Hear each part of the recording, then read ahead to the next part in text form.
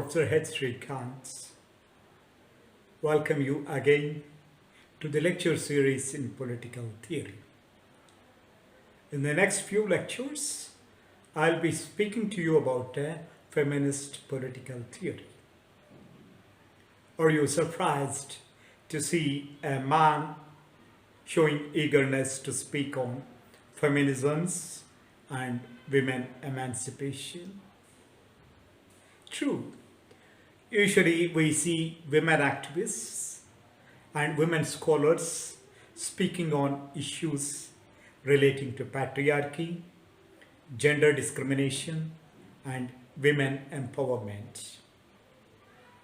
Knowing well, I chose to speak on feminism as I do consider it as one of the most powerful critical philosophical outlooks. As in Marxism, I view in feminist political theory the potentiality to strike at the root of social oppression and initiate progressive changes in the ways the men and the women think and act. At some level, all of us accept the reality that there are gender inequalities in the society and that we all live in male-dominated society wherein the women as a community are oppressed, marginalized, and discriminated. In principle, many of us do accept the need for gender equality and appreciate the efforts of social reformers, political parties, and governments in empowering the women. But most of us, especially the men, become extremely hostile to the women organizing themselves as feminists and fighting for their rights. The term feminist evokes in our minds an image of an arrogant, headstrong lady with bobbed hair, with a cigarette in one hand and a glass of wine in another, talking against family system and preaching free sex.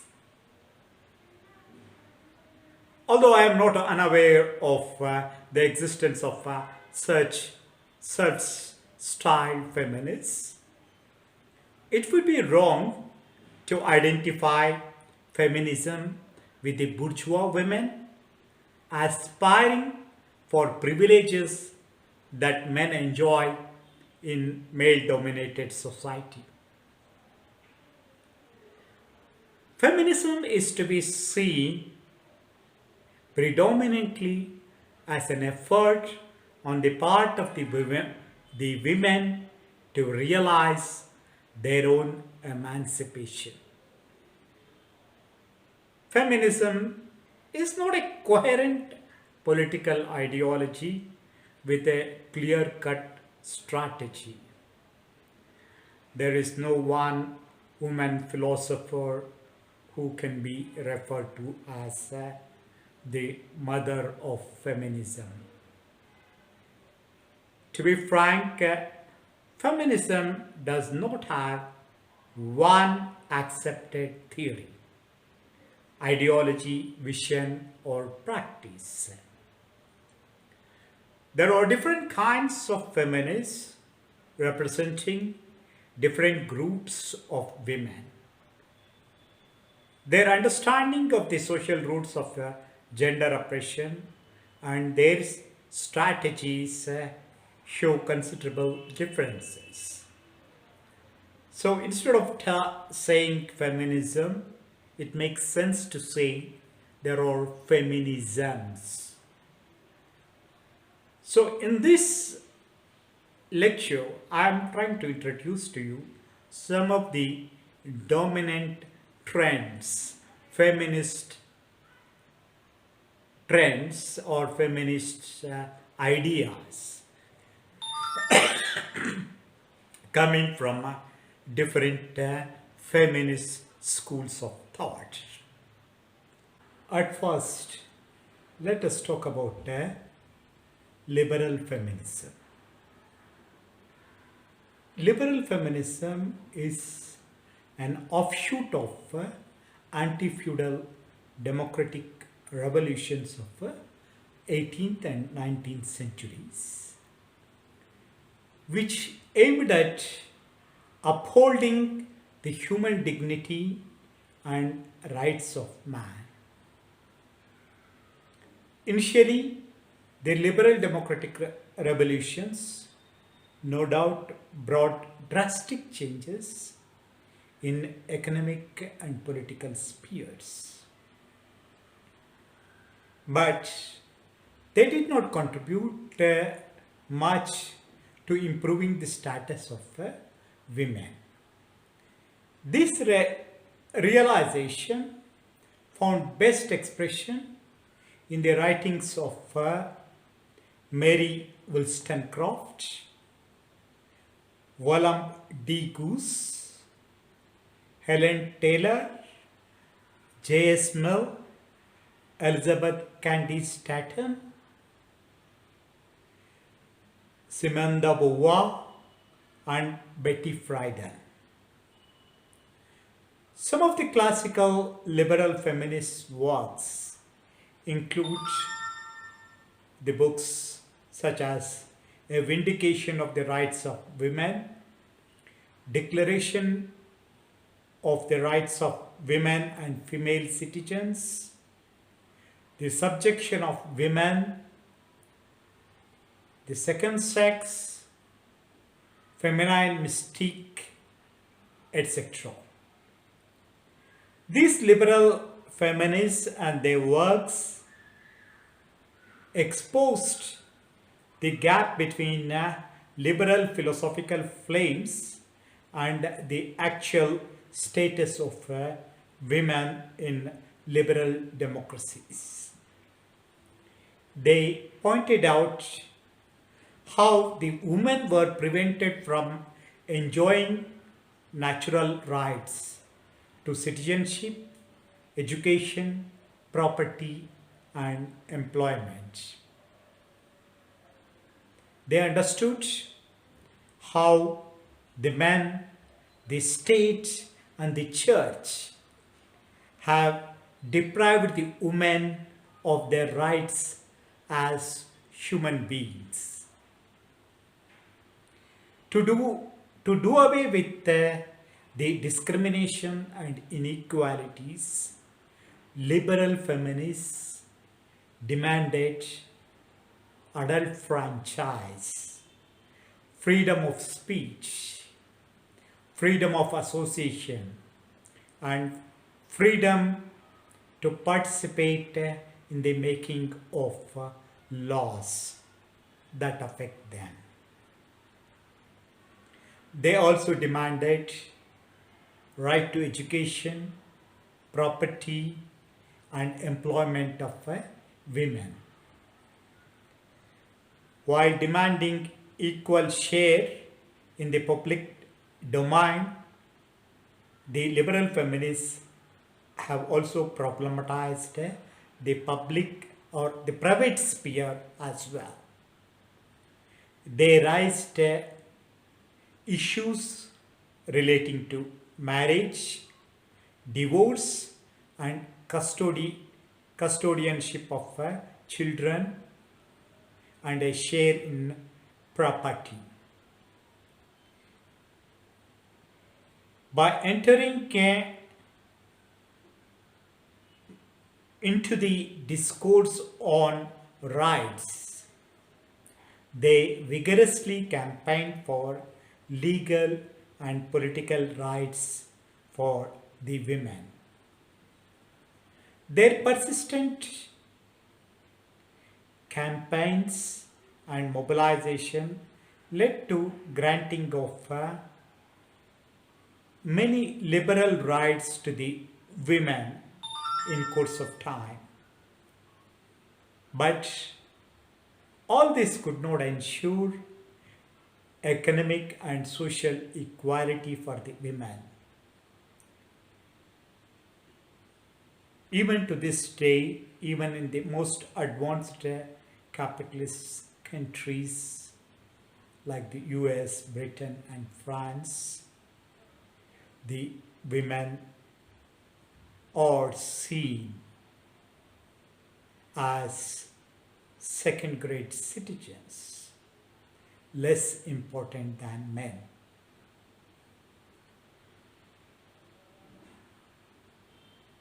They are subjected to different kinds of oppression and discrimination. Being liberals themselves, the liberal feminists could not understand the class content and the limitations of liberal political thought. They failed to see the link between liberal political thought and the bourgeois class. As a result, you can see that they were oblivious to economic and patriarchal structures that hinder women from enjoying equality on par with men, even after constitutional recognition of rights, even after the proclamation of the rule of law. And this reality was brought to light subsequently by Marxist and Socialist theoreticians. Now, let me come to the contributions of Marxism on the question of women. Marxism is basically a philosophical outlook of the proletariat seeking emancipation from the institution of private property and class exploitation.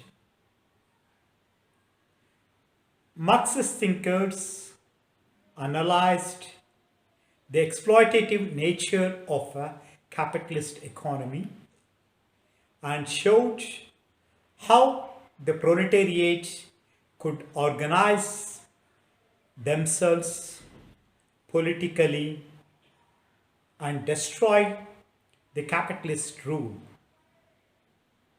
and in its place establish the dictatorship of the proletariat, which they thought would lay the foundations for future communist society.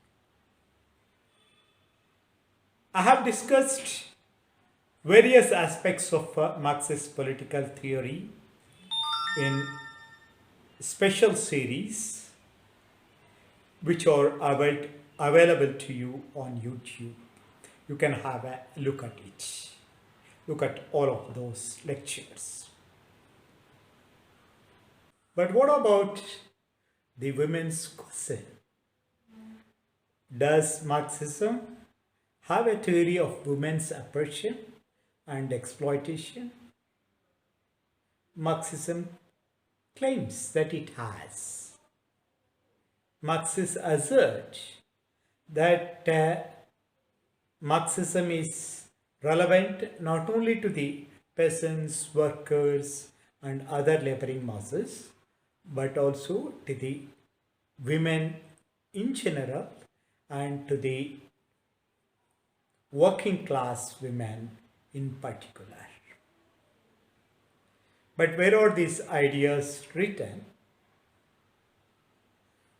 To be frank, there is no one single work where all Marxist and Marxist-Leninist ideas on women are found. Marxist ideas on women and patriarchy are visible in different works, in different classical works of Marxist theoretician, starting from Marx and Engels' Communist Manifesto, Engels' book on the origins of the family, private property and the state, and in German ideology, and also in numerous, or you can say, lectures or writings of the Marxist revolutionaries like Lenin, Mao, Clara Zetkin, and Rosa Luxemburg. So what we are trying to see is, instead of explaining to you the contributions of each of these theoreticians separately, I try to bring together the substance of the Marxist theorization on women and their ideas on how women's emancipation is possible.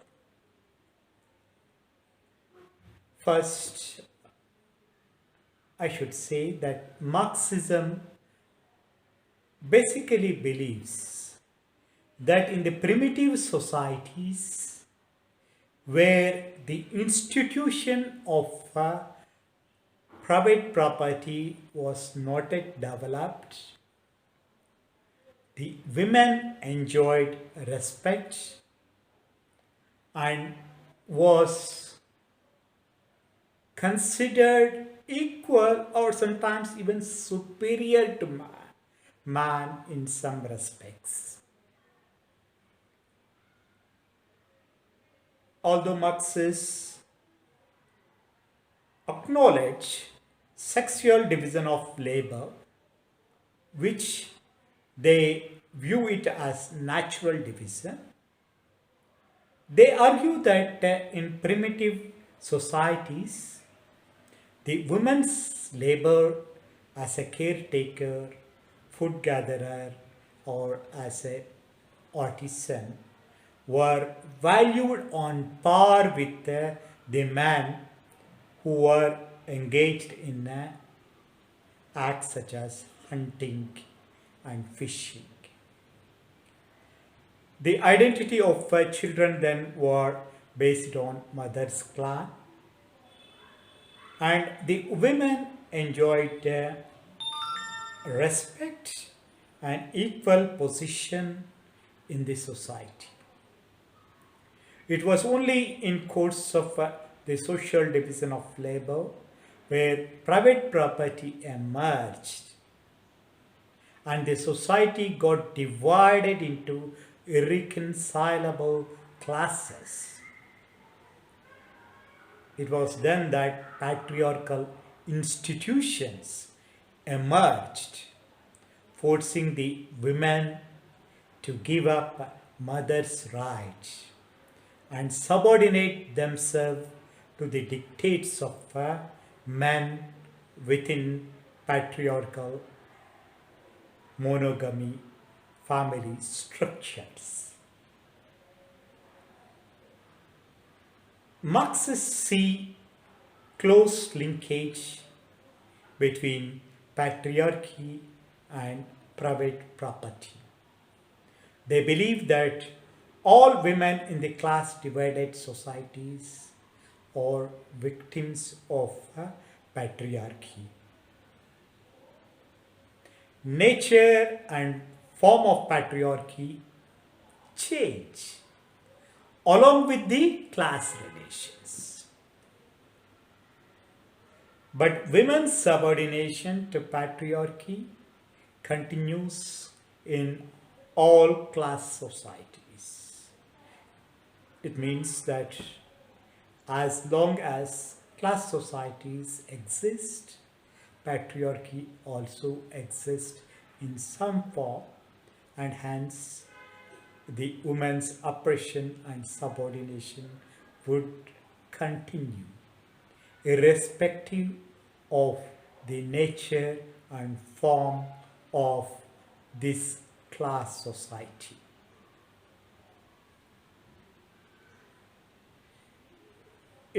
After the birth of the institution of private property, women was confined mostly to household duties as wife and mother.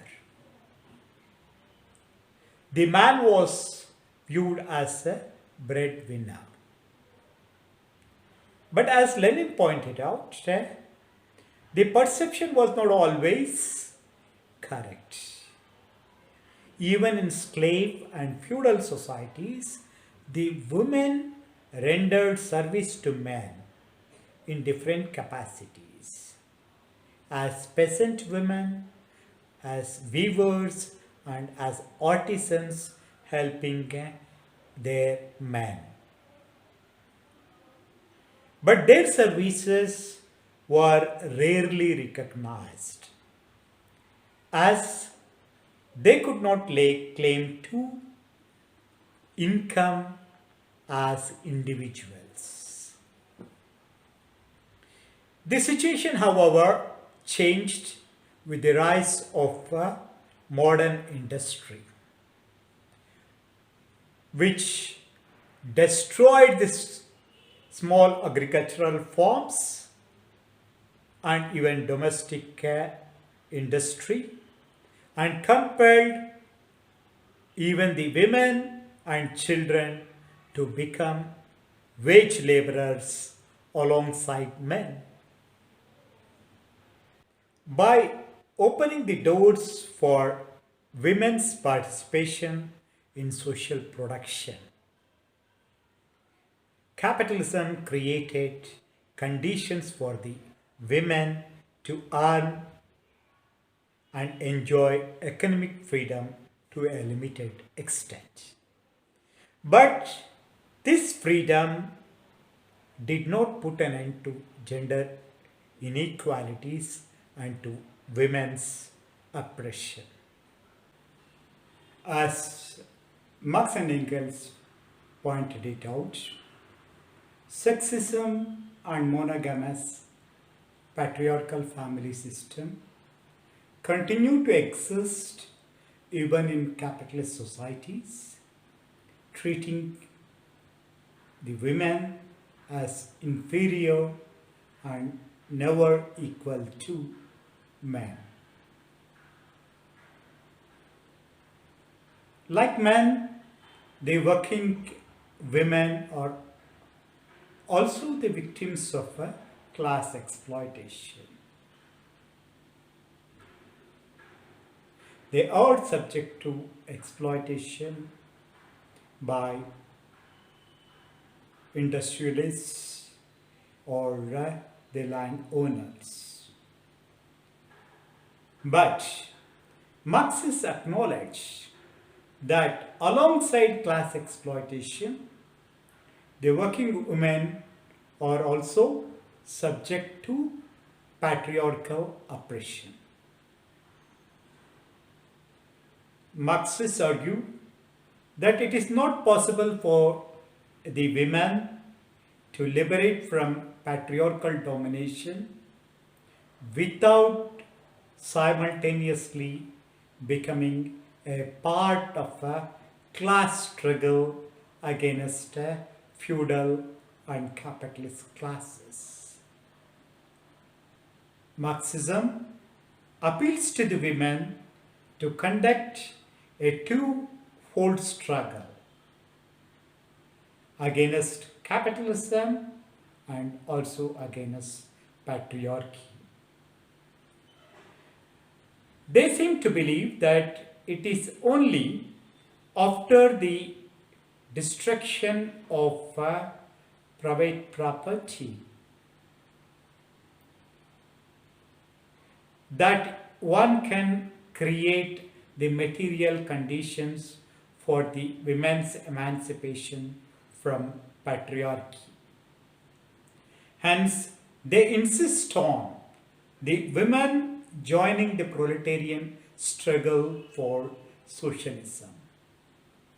They believe that initiatives such as socialization of the means of production, common kitchens, child care centers, and socialist education would help in liberating women from domestic drudgery and enable them to play a conscious and equal role in the development of socialist agriculture and industry. Some such measures were indeed initiated in the first few decades of the socialist and Chinese revolutions, raising the hope of the advent of emancipated socialist women. However, the things did not move in the way it was anticipated by the Marxist revolutionaries. Although Marxists did much to promote the interests of women, certain developments cast doubts on the claims of Marxism on the question of women's emancipation. Prevalence of sexual division of labor in all societies, disbanding of programs such as common kitchens in the USSR, continued prevalence of sexism and patriarchal practices in communist parties, and continuation of sexual division of labor and male dominance even in families in the socialist countries, raised doubts regarding the relationship between class struggle and women's emancipation. Such apparent gaps in theory and practice of Marxism gave birth to non-economic interpretations of women's emancipation. And that is where we come to another school of thought, that is radical feminism. The 1960s saw the rise of second wave feminism. The second wave feminism witnessed radical feminist scholars and activists who sought to find answers for women's subordination from non-liberal and non-Marxist perspectives. Some of the leading radical feminist thinkers and their works include Christine Delphi. Delphi's close to home a materialist analysis of women's oppression. Shulamit Firestone's Dialectics of Sex. Kate Millet's Sexual Politics. Suzanne Brown Miller's Against Our Will, Men, Women and Rape. Mary O'Brien book Politics of Reproduction, and many others. Although their interpretations were not identical, one could find some similarities. According to Christine Delphi, The material basis of the women's oppression lies in patriarchal relations of production, not so much in capitalist relations. Writers like, you can say, Firestone and Kate Millett argued that the systematic subordination of women is rooted in biology and gender inequalities precede all other social inequalities. It is something reverse to what Marxism says, whereas Marxism says class inequalities are the root cause of all other inequalities. The radical feminists believe that it is the gender inequalities which precede all other social inequalities, including class inequalities. Susan Brown Miller believed that it is basically through men's ability to rape women that man has terrorized women into submission. Mary O'Brien argued that it is the inability of man to give birth to children which forces men to build structures to control and rule women. Radical feminists contend that because of their body and psychology, the women as a whole constitute a class distinct from the class of men. Radical feminists focus on patriarchal control over women's labor, sexuality, and reproductive capacities. They view rape, prostitution, pornography, and compulsory heterosexuality as political acts of domination of men over women. Radical feminists who tend to demean the significance of class popularized ideas such as androgyny. By projecting women as victims and truth tellers, and at the same time branding all men as exploiters and oppressors, radical feminism sought gender-based unity against patriarchal domination. Their emphasis on biological differences and their essentialist and ahistorical interpretations of patriarchy saw no possibility of any alliance with men. Naturally, radical feminists locate answers for women's emancipation in the development of feminine culture or values as opposed to male sexist values. They look towards reproductive technologies and even lesbianism as a way out of patriarchal compulsions. Although some of their assumptions and interpretations of patriarchy look wild and without any empirical evidence, their critique of patriarchy and sexism are valid in some ways.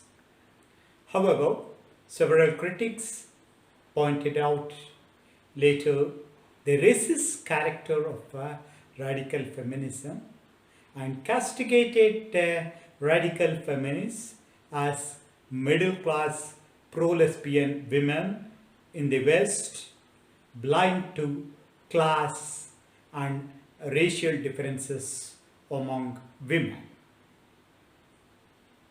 And this brings in to another new variant of feminism, which came to be known as socialist feminism. Socialist feminism is also an offshoot of the second wave feminism.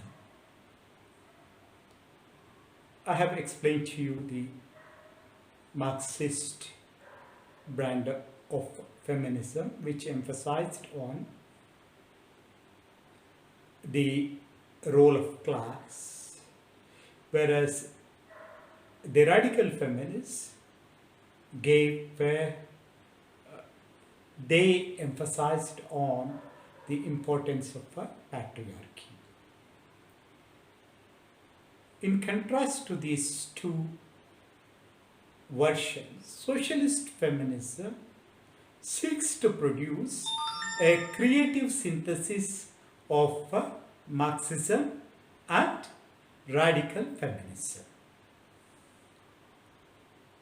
Some of the major socialist feminist thinkers and their works include Juliet Michel's Women's Estate, Zilla Eisenstein's Capitalist Patriarchy and the Case of Socialist Feminism, Sylvia Walby's Theorizing Patriarchy, Heidi Hartman's Unhappy Marriage of Marxism and Feminism, Alison Jager's Feminist Politics and Human Nature, and Iris Marion Eng's On Female Body Experience, Throwing It Like a Girl, and other essays. Socialist feminists acknowledge the primacy and significance of Marxist understanding of class and its role in women's subordination.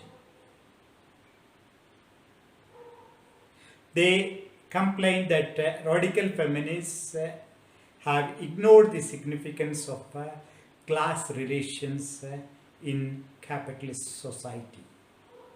But at the same time, socialist feminists also argue that Marxists overemphasize the class dimension and overlook the impact of patriarchy on the lives of women. Some of the socialist feminists pointed it out that Engels spoke about both production and reproduction, but the subsequent Marxists have laid stress on class and production and ignored the role that women have been playing in reproduction of the material conditions for human existence. Socialist feminists emphasize on the multiple roles that the women play at home or in domestic spheres as mother, wife, and homemaker. And all that involves labor, whose significance is ignored by later Marxists who emphasized only on exchange labor. Women's unrecognized and unpaid labor at home enable the capitalist to subsidize the wages and help in generation of capitalist profits. Socialist feminists believe that this unpaid labor serves men by providing free service and also sexual recreation necessary to reproduce labor power. The socialist feminists emphasize on the need to view capitalism and patriarchy as two inseparable and interdependent social structures that generate multiple forms of women's oppression, subordination, and discrimination in the capitalist society. Instead of viewing capitalism and patriarchy as separate forms of oppression, socialist feminists coin and popularize the term capitalist patriarchy. They acknowledge that the women are subject not only to patriarchy but also to class exploitation. They refuse to accept women's question as a mere class issue that could be resolved by socialist revolution. So it means that on the one hand, they accept that women's issue cannot be totally understood away from class-related issues, but at the same time, they say women's issue per se is not a class issue. So they recognize that the women, for their own emancipation, should become part of both socialist revolution and also a revolution against patriarchy. Some social feminists have subsequently brought the issue of race and advocated the idea of intersectionality to seek answers for emancipation of different communities of women. We can study them under different subheadings or headings: Black feminism or postmodern feminism and all that. So they are related.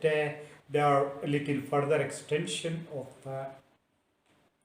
socialist feminism in a way, but they can also be seen differently. Now, let me come to Black feminism. In the US, Black feminism emerged as counter to liberal and radical feminisms of the white women who ignored the issues and concerns of the Black women. The Black women formed associations such as National Association of Colored Women and the National Council of Negro Women, and expressed their ideology and program of action through Declaration of Combahee Collective in 1978. Major Black feminist thinkers and their works include Angela Davis, Women, Race and Class, Kimberly Crenshaw's Mapping the Margins, Intersectionality, Identity Politics and Violence Against Women of Color, Patricia Hill Collins, Defining Black feminist thought, and many others. Alice Walker and Audre Lorde gave creative expression to Black feminism in the field of art and literature.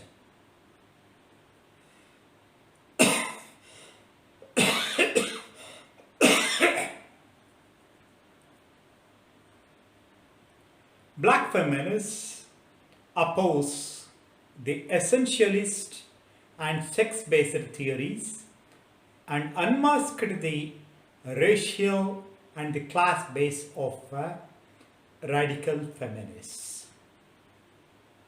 Through their own experience, Black feminists realized that they were subjugated to exploitation not only by their men but also by racial and class politics of white men.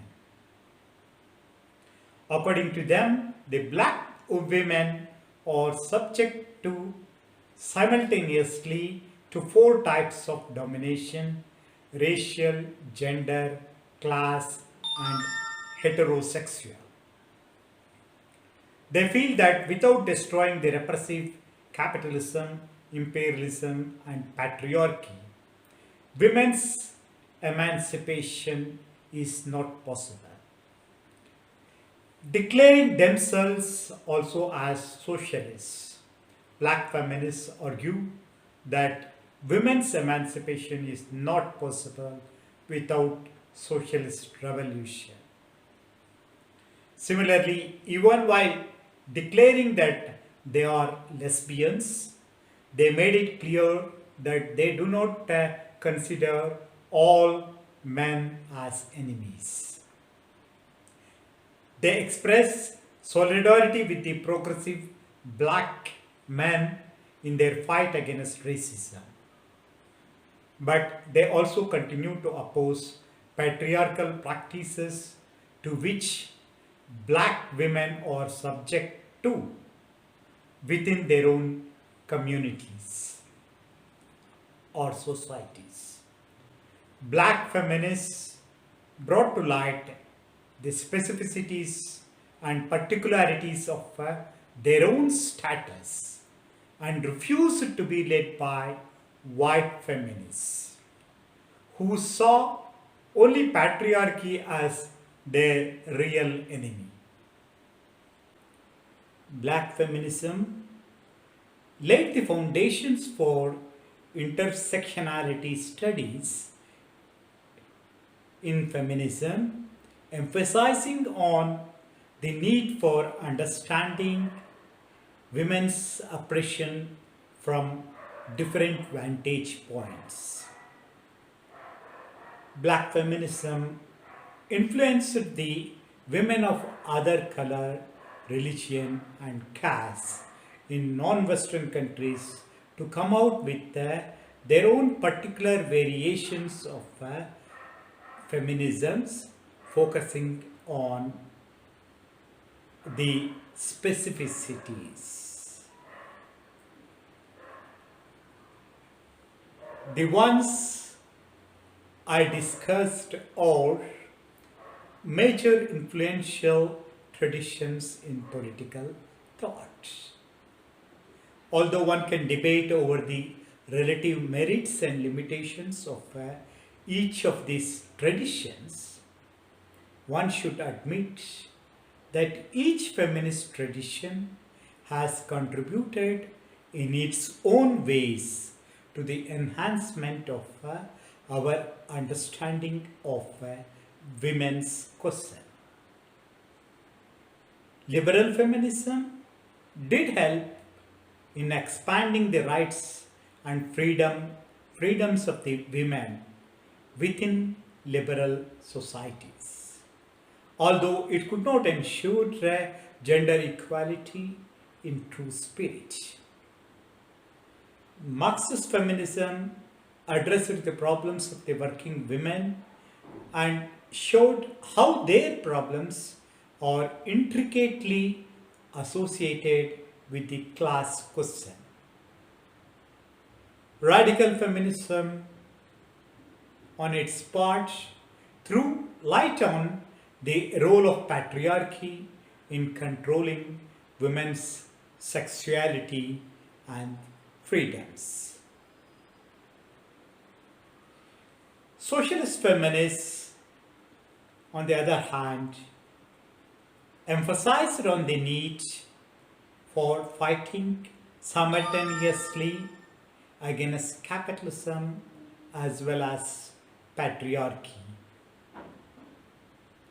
Black feminists brought our attention to the issue of racism and other forms of discrimination that the particular categories of women experience in Western and non-Western societies.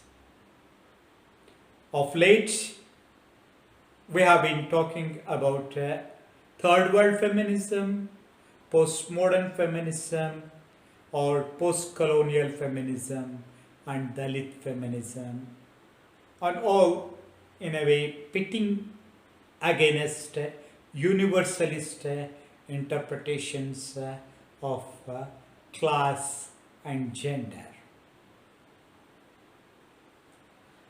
While taking note of these feminist contributions, we need to be concerned about essentialism as well as particularism. There are certain aspects which are common to all women across the world.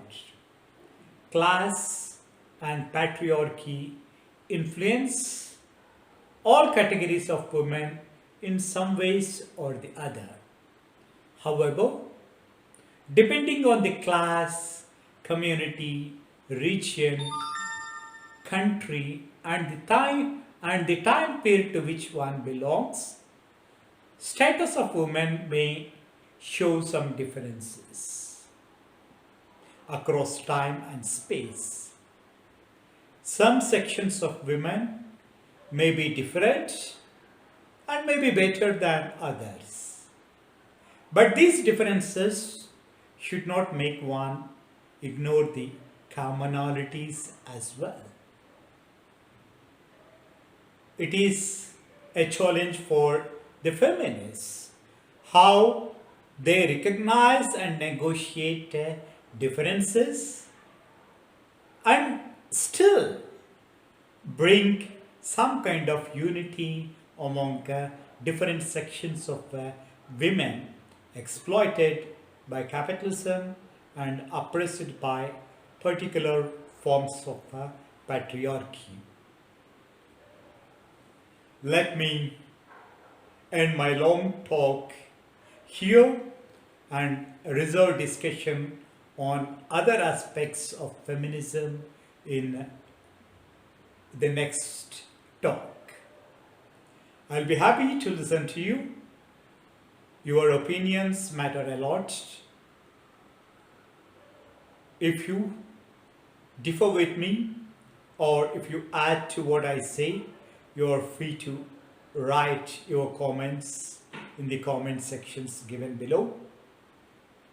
If you find my talks useful, please subscribe to my YouTube channel and inform the like-minded friends to join the discussions in this group. Thank you very much and have a good day.